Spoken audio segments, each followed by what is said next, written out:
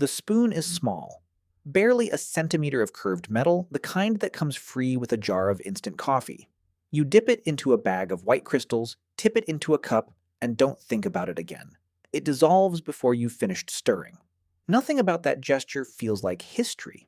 It feels like nothing at all. A reflex, a habit, background noise in an ordinary morning. But your tongue is doing something that has nothing to do with your morning. The receptors lighting up as that sweetness spreads across your mouth are running a program older than your species, older than primates as we'd recognize them, older than the continent you're probably sitting on. The question of when humans first started eating sugar sounds like it should have a clean answer. A date, a place, a first bite. It doesn't. And the real story is stranger than a first bite, because the craving arrived tens of millions of years before the sugar did. Picture a forest that no longer exists. Northern Egypt, more than 30 million years ago, when the region was thick, wet woodland instead of desert. Somewhere in that canopy, a small primate, nothing you'd call a monkey or an ape in the modern sense, but an ancestor of both, is choosing what to eat. It has options: hard nuts and seeds, tough and durable, protected by shells that take real effort to crack, or soft, ripe fruit, yielding easily, packed with sugars the animal's body can burn almost instantly. This is not a small decision. In a world with no stored food, no agriculture, no guarantee of a meal tomorrow, the difference between a diet built around hard, slow-release calories and one built around soft, sugar-rich fruit is the difference between two very different survival strategies. Hard foods protect their calories behind labor. Soft, sugary foods hand their calories over cheaply, but only during the season they're ripe, and only if you can find them before something else does. Whichever way that ancient primate leaned would leave a mark. Not in a journal, not in a memory, but in the hardest tissue in its body. Teeth do not lie about what has passed over them for years. They chip when they meet resistance. They decay when they're bathed in sugars long enough for bacteria to feed on the residue. A skeleton can't tell you what an animal wanted, but it can tell you, with unsettling precision, what an animal actually chewed, year after year, for the whole of its life. That's the puzzle a group of researchers set out to solve using fossils from a place in Egypt called the Fayum Depression, one of the richest fossil beds anywhere for understanding how monkeys and apes got their start.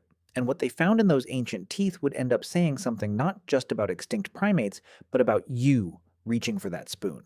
The team, led by dental anthropologist Ian Towle, alongside colleagues Matthew Borths and Carolina Loch, examined 421 fossilized teeth belonging to 5 different genera of early anthropoids. The group that includes the ancestors of every monkey and ape alive today, humans included. They were looking for 2 things: chips, which suggest biting down on something hard, and cavities, which are strongly associated in living primates with a diet of soft, sugar-rich fruit. The results were almost lopsided. Only about 5% of the teeth showed any chipping at all, a strikingly low number compared to primates today that regularly crack nuts or seeds. At the same time, the caries patterns pointed toward exactly the profile you'd expect from animals eating soft, ripe fruit on a regular basis.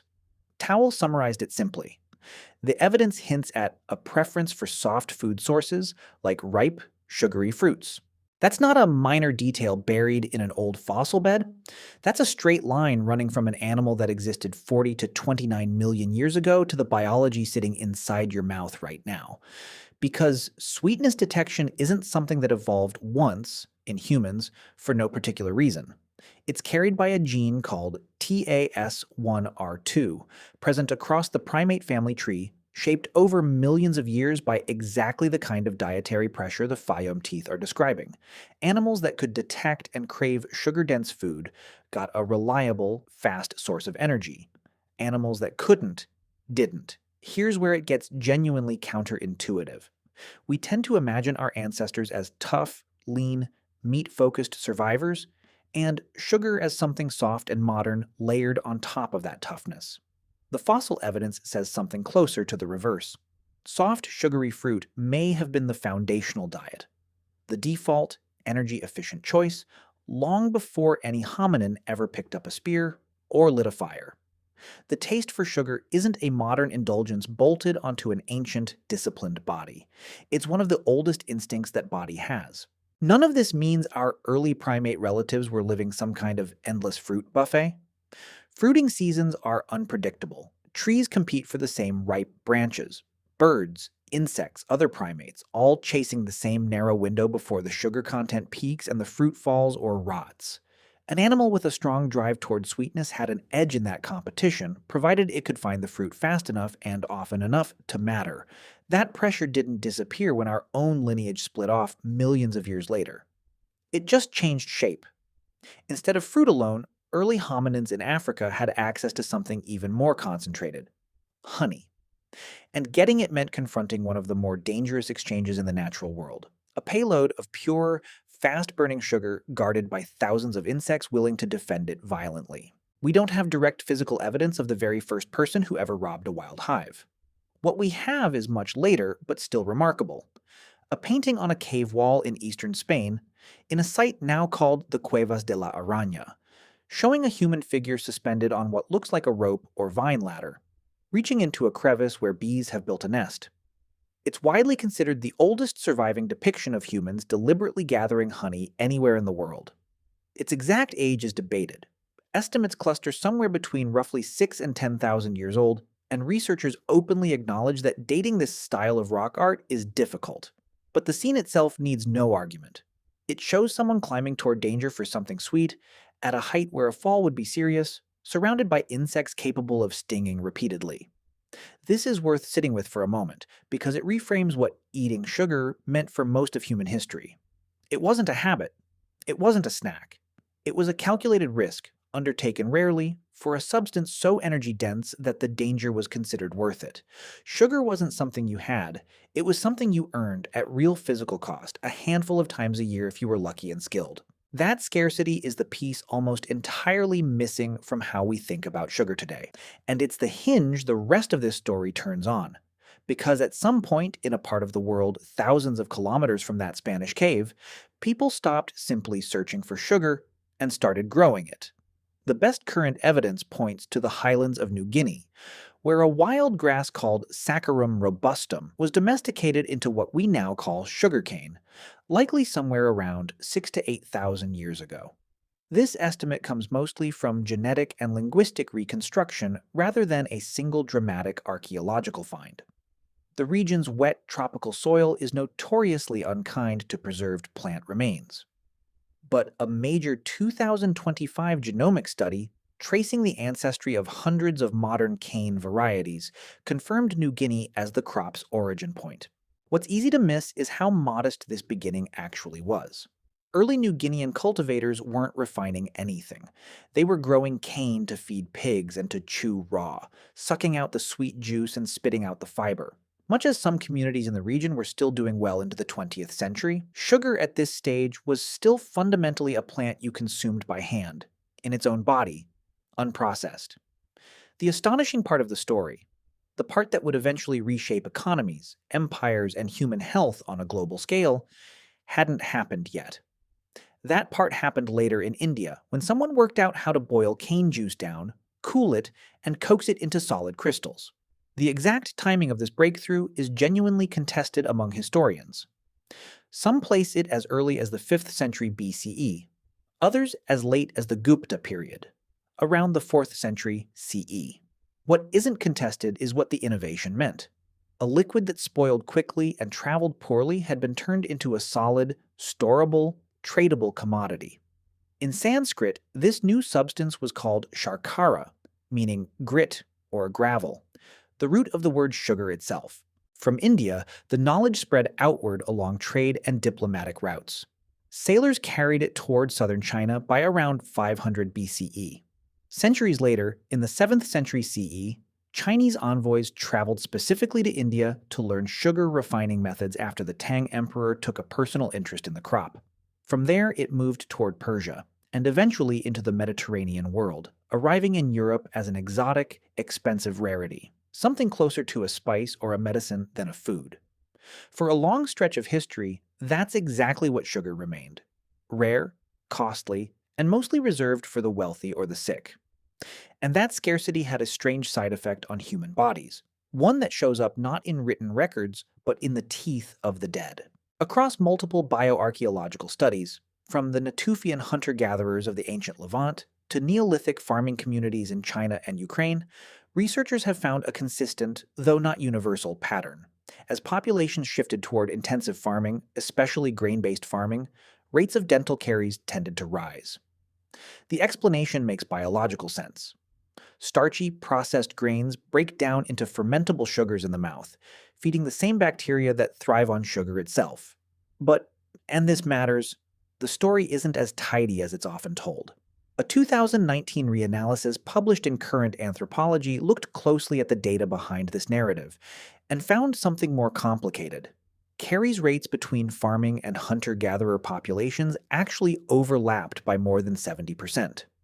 Climate, it turned out, was also a meaningful factor, sometimes rivaling diet in its effect on dental disease. The popular image of pristine, cavity-free hunter-gatherers giving way to decayed-toothed farmers is real in aggregate, but nowhere near as clean or universal as it's usually presented. So even the "farming ruined our teeth" story, one of the most repeated claims in popular nutrition writing, turns out to be an oversimplification. Which raises an obvious question.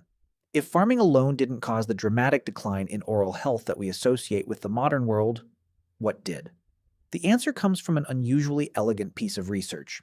In 2013, a team led by geneticist Christina Adler examined calcified dental plaque that hardens into a mineral called calculus and can survive on teeth for thousands of years.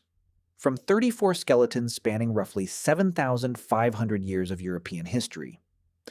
What they were really examining was ancient bacterial DNA, a fossilized snapshot of the bacterial communities that once lived in these people's mouths.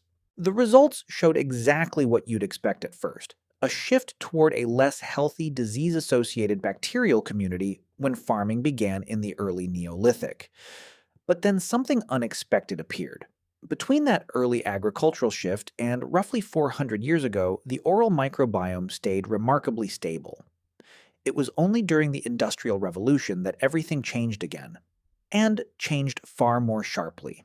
That's when the cavity-causing bacteria, now considered normal in modern mouths, became dominant for the first time. Sit with that for a second. The Agricultural Revolution, 10,000 years in the making, produced a real but comparatively modest shift in human oral bacteria. The Industrial Revolution, barely 2 centuries old, produced a bigger one. Something happened in that short window that outweighed the accumulated dietary change of the entire Neolithic era. What happened was supply. Sugar stopped being something you climbed a cliff for, or imported at great expense from across an ocean, and became something manufactured on an industrial scale. Grown on vast Caribbean plantations using forced and enslaved labor, and shipped to Europe in quantities no earlier century could have imagined. The anthropologist Sidney Mintz documented the scale of the shift with a single, jarring statistic. British per capita sugar consumption rose from roughly 4 pounds a year in 1700 to about 18 pounds a year in 1800, a fourfold increase within a single century, driven by an economic system built on human suffering few of those consumers ever saw. That is the real rupture in this story. Not the moment some ancient primate first tasted a piece of ripe fruit. Not the moment a person in Bronze Age Spain risked a fall to rob a wild hive. Not even the invention of crystallized sugar in ancient India. The rupture is barely 200 years old. The moment an ancient, deeply conserved craving inherited across tens of millions of years of primate evolution was finally handed an unlimited, cheap, year-round supply of exactly what it had always been asking for. Your body was never built for that supply. It was built for scarcity. For a world where sweetness meant a lucky find of ripe fruit or a dangerous climb toward a guarded hive. A handful of times a year at most. The craving is ancient. The abundance is not. Almost everything about how sugar affects you now, the cavities, the cravings that feel bottomless, the sense that you can never quite get enough, comes from that mismatch, not from some flaw in your willpower or some modern weakness in your character. Which brings you back to the spoon. Small, ordinary, forgettable. It isn't asking anything difficult of you. It doesn't need to climb a rope ladder or wait for a fruiting season or sail across an ocean. It just needs you to reach for it the way something in your biology has been built to do since long before there were humans to do the reaching. The sweetness dissolving in your cup right now is answering a want that predates your species by tens of millions of years. Only the ease is new. If you made it this far, you are exactly the kind of person this channel exists for. We make videos like this one every week about ancient human behavior, about what your body still remembers, about the gap between the world you were built for and the one you actually live in. If that is something you want more of, hit subscribe. It costs you nothing, and it tells the algorithm that this kind of storytelling is worth keeping alive. See you in the next one.